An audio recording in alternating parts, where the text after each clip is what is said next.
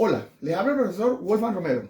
En esta clase vamos a estudiar cómo calcular la resultante entre dos vectores aplicando el método de las componentes. Si te gustan estos videos, por favor suscríbete a mi canal, dale like, comenta y comparte con tus compañeros y amigos.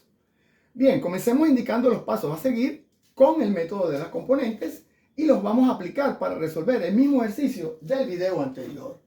Fíjense que aquí tengo el croquis del ejercicio y aquí tengo los datos. El vector B1 que vale 80 kilopondios lo tengo representado aquí en el eje X horizontalmente, y el vector B2 que vale 120 kilopondios lo tengo representado aquí diagonalmente en mi croquis que tengo aquí.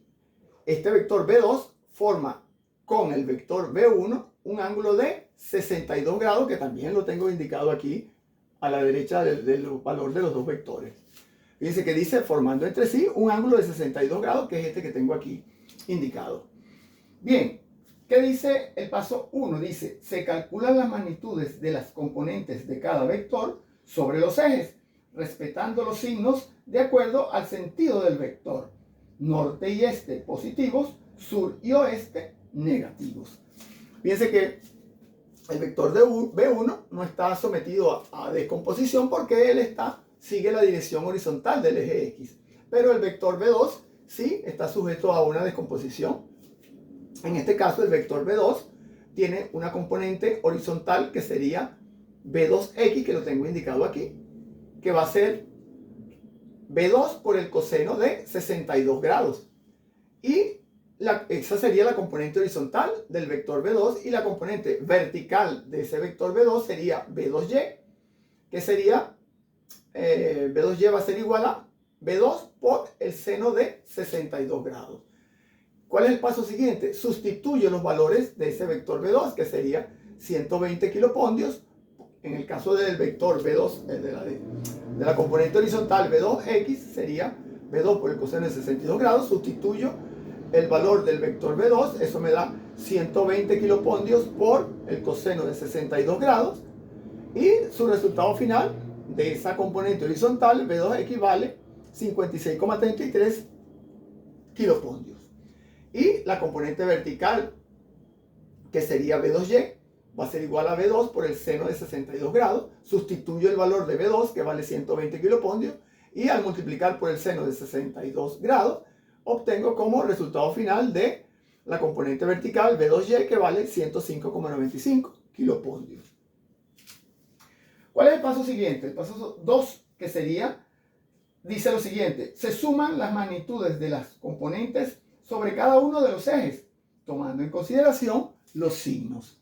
Fíjense que ahora voy a hacer una suma de fuerzas, tanto en el eje X como en el eje Y, y voy a obtener esto que tengo aquí abajo en el paso 2, que sería f de x, que tengo en el eje X. Tengo al vector B1, que lo tengo aquí, y al vector, la componente horizontal del vector B2, que se llama B2X, en el mismo sentido hacia la derecha. En este caso va a ser, f de x va a ser igual a B1 más B2X, porque los dos van en el sentido positivo del eje X. Ok, y la suma de fuerzas en el eje Y, solamente tengo la componente vertical del vector B2, que se llama B2Y, que sigue el sentido positivo del eje Y. En este caso, f de y va a ser igual a B2Y, que sería la componente vertical del vector B2. Ok, sustituyo los valores de estos vectores. En este caso, B1 vale 80 kilopondios y B2X lo termino de calcular, que vale, su valor es 56,33 kilopondios. Al sumar 80 más 56,33 kilopondios, obtengo como resultado que las fuerzas en el eje X me dan 136,33 kilopondios. Hago lo mismo en el eje Y. En este caso, la f de y va a ser igual a B2Y, y B2Y va a ser igual a 105,95, que esa sería las fuerzas en el eje Y, en el sentido del eje Y. Ok, ¿cuál es el paso 3?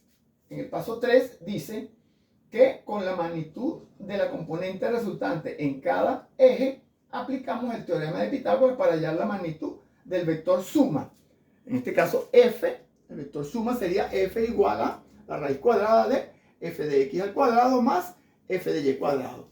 Hago un pequeño croquis, siempre es recomendable hacer un pequeño croquis para visualizar mejor la solución correcta del ejercicio. Hago ese croquis representado en un sistema cartesiano XY y vacío la información, en este caso f de y que sigue este sentido y f de x que sigue el sentido horizontal, f de y el sentido vertical, y allí represento diagonalmente el vector f, que sería la suma de ambos vectores. Ok, entonces tenemos lo siguiente, que aplicamos el teorema de Pitágoras para calcular esa fuerza resultante F. Fíjense que aplico esta pequeña fórmula que no es más que el teorema de Pitágoras. Voy a calcular esta hipotenusa. Y esa hipotenusa tiene como cateto, el cateto opuesto sería f de y y el cateto adyacente sería f de x a este ángulo que tengo aquí llamado alfa. Ok, al aplicar esa fórmula me queda que f igual a la raíz cuadrada de f de x al cuadrado más f de y al cuadrado y sustituyo los valores obtenidos en el paso anterior. En este caso me queda que f de x al cuadrado va a ser 136,33 kilopondio elevado al cuadrado, mírenlo aquí, más 105,95 kilopondio elevado al cuadrado también.